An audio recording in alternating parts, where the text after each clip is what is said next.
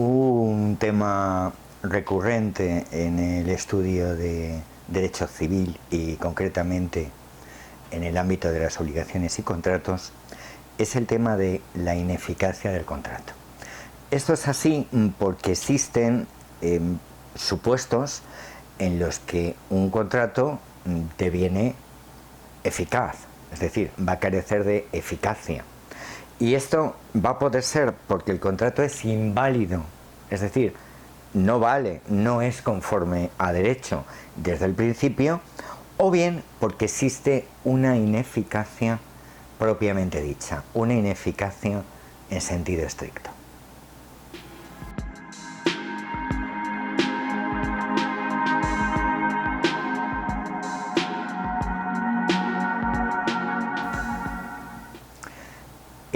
Soy Emilio Rojas, soy letrado del Ilustre Colegio de Abogados de Madrid y mi vocación es transmitiros una forma diferente de estudiar Derecho, porque existe realmente otra forma de estudiar Derecho.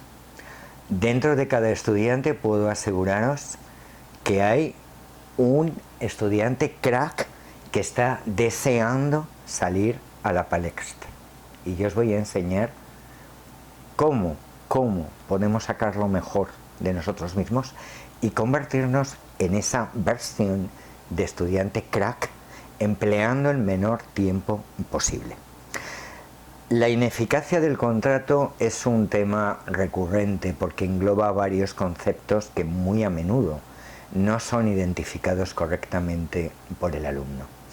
Hoy voy a daros, en el vídeo de hoy, voy a daros un pequeño esquema, un mini esquema que os va a aclarar el contenido de 2 o 3 temas de los manuales ad hoc para poder estudiar este asunto, esta materia. Muy bien, vamos a hacer un esquema. El contrato puede ser ineficaz, luego el nombre genérico es ineficaz. De la ineficacia del contrato tenemos que sacar 2 llaves. La invalidez de los contratos, que es la nulidad y la anulabilidad. Ahora vamos a hablar de ello porque sé que este es un tema muy complicado. Y a continuación la ineficacia en sentido estricto. Muy bien.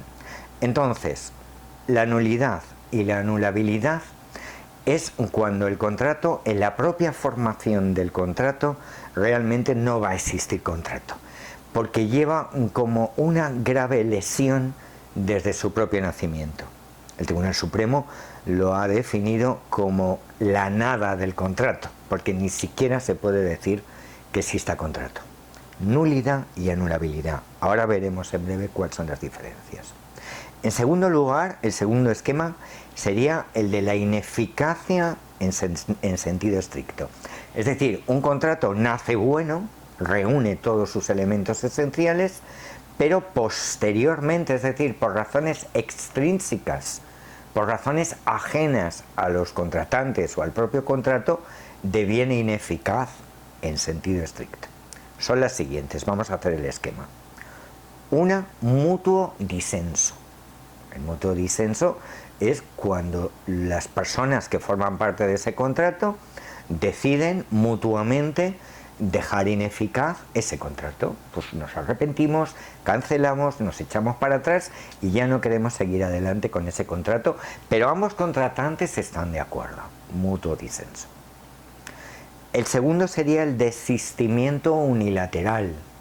A ver, los contratos son para cumplirse, desde luego, pero imaginaros un contrato de tracto sucesivo, es decir, si yo soy de Movistar o de Vodafone, no quiere decir que de manera unilateral yo pueda cambiar de operador, o yo puedo tener mi cuenta corriente con el Banco de Santander y decidir cancelar esa cuenta y ser del Banco Bilbao Vizcaya. Luego, el desistimiento unilateral está perfectamente admitido dentro del contexto que os lo estoy marcando. El tercero sería la resolución por incumplimiento. La resolución por incumplimiento se va a dar en los contratos con obligaciones recíprocas, como puede ser paradigmáticamente la compraventa. Es decir, si una de las dos partes en un contrato recíproco o sinalagmático no cumple, La otra parte tendrá derecho a instar la resolución del contrato. O bien instar un cumplimiento, es decir, pedirle al juez mediante una acción exigir el cumplimiento judicial, o en caso de que ese incumplimiento no sea posible, podrá pedir la resolución del contrato. Pero aquí va a ser siempre por incumplimiento de una de las partes en los contratos recíprocos.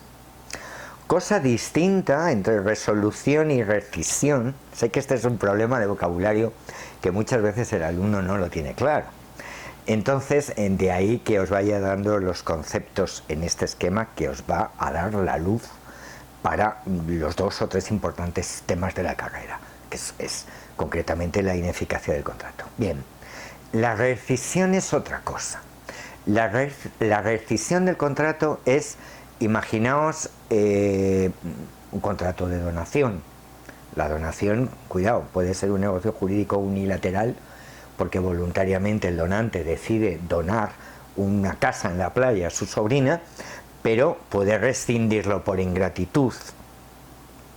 Bien es cierto que puede ser un acto unilateral, pero requiere la aceptación del donatario. Luego también necesitamos las partes.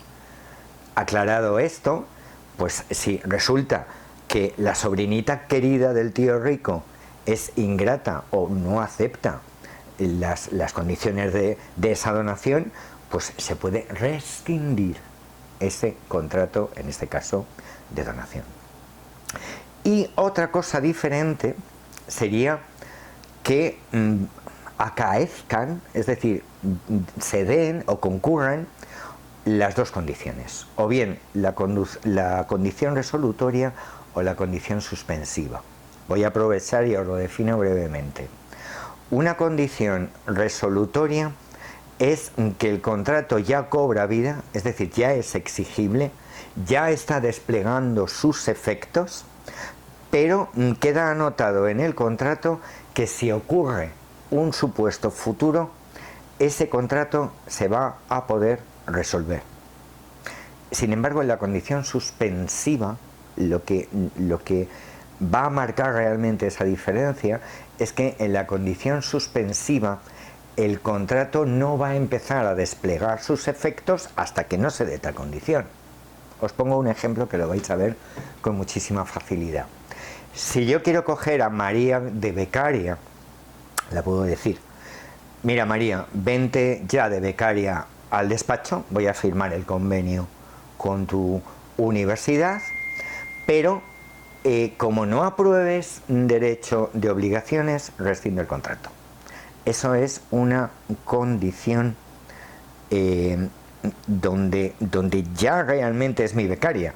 Lo que pasa es que como esta chica resuelva el contrato, perdón, como esta alumna suspenda la asignatura, yo voy a resolver ese contrato. Luego, eso es la condición resolutoria. Acordaos, el contrato ya ha comenzado, pero se va a resolver si no se cumple la condición pactada en ese contrato. Sin embargo, en la suspensiva la cosa cambia, porque yo voy a hacer un contrato con María, pero la voy a decir: vas a empezar a trabajar como becaria cuando apruebes obligaciones y contratos. Luego, mientras que no apruebes, ese contrato no es exigible. María no puede aparecer por el despacho diciendo que ya empieza como becaria, porque es que no has aprobado la asignatura. Luego, entonces, tanto si se da o acaece la condición resolutoria como si falta la condición suspensiva, ahí ese contrato devendría o se convertiría en ineficaz. Vamos a hacer un mini resumen. Invalidez, nulidad y anulabilidad. Y ahora, ineficacia en sentido estricto. Diferenciamos mutuo disenso, desistimiento unilateral, resolución por incumplimiento, rescisión, revocación o la falta de alguna de las 2 condiciones. Una vez que ya tenemos el esquema, ahora ya es muy fácil leer un poco el contenido, leer un poco los artículos del Código Civil, pero ya no va a existir esa confusión de conceptos, que es lo que a mí me está llegando de los alumnos. Bien, en cuanto a la nulidad y a la anulabilidad, que son las que veíamos al principio, simplemente marcaros unas diferencias claras. Si es nulidad, es nulidad radical de pleno derecho. Ese contrato no tiene salvación, por dos motivos. O bien porque no se dan los elementos esenciales del contrato: consentimiento, objeto, causa y cuidado. Tendríamos que añadir forma, porque en algunos contratos el artículo 1280 del Código Civil exige una forma concreta, como por ejemplo las capitulaciones en escritura pública. Luego, la formalidad de ir al notario y hacer escritura pública es lo que va a concretar y concluir y perfeccionar ese contrato, si no, no va a valer el contrato. Luego ahí la forma lo consideraríamos un elemento esencial. Solamente, y de acuerdo con el Código Civil español, los contratos que figuran en el 1280 que requieren una forma concreta, que normalmente va a ser escritura pública ante un notario. Bien, la nulidad es imprescriptible, es decir, se puede interponer la acción de nulidad en cualquier momento, porque es un contrato que o bien no cumple los elementos esenciales, como os estaba comentando, o bien choca frontalmente con una norma imperativa o con una norma impeditiva. Un contrato, por ejemplo, donde el consentimiento está viciado porque ha habido un error, o porque ha habido dolo, o porque ha habido la causa es ilícita, ese contrato es nulo de pleno derecho. Es que, es más, se observa hasta de oficio, no hace falta ni interponer la acción. Y está legitimado, cualquier persona interesada puede instar la nulidad. Luego, características de la nulidad de pleno derecho. Es radical, el contrato es como si no hubiera existido, va a chocar frontalmente por ausencia de alguno de los elementos esenciales del contrato, o bien vulnera una norma imperativa o una norma prohibitiva. La anulabilidad quiere decir que ese contrato sufre una lesión muy grave, pero puede ser subsanable. Aquí sí que hay que instar la acción, solamente están legitimados las personas interesadas o perjudicadas en ese contrato, y tiene un campo temporal de prescripción de 4 años. Esas son las principales diferencias, características entre nulidad y anulabilidad. Os voy a poner un ejemplo. Dos cónyuges que están casados en régimen económico matrimonial de gananciales. Muy bien. Sabéis que en el régimen económico matrimonial de gananciales, una de las características es precisamente que ambos cónyuges tienen que consentir para poder realizar determinados actos jurídicos. Si uno de los cónyuges hace una donación a un tercero sin el consentimiento de su otro cónyuge, eso será nulo o anulable. Absolutamente nulo de pleno derecho. Cuidado, una donación que no sea un regalo al uso. Es decir, si yo le regalo una cobertería a mi sobrina en la boda, eso es un regalo al uso que no es de extraordinario valor, y eso no es susceptible de ninguna nulidad. Ahora, si a esa misma sobrina yo la regalo la casa de la playa, que la tengo en gananciales con mi mujer, como es gratuito, como es una donación, es nulo de pleno derecho. Sin embargo, si lo que yo hago es vender esa casa de la playa a un tercero, eso va a ser anulable, porque en principio el cónyuge va a decir: oye, has vendido sin mi consentimiento.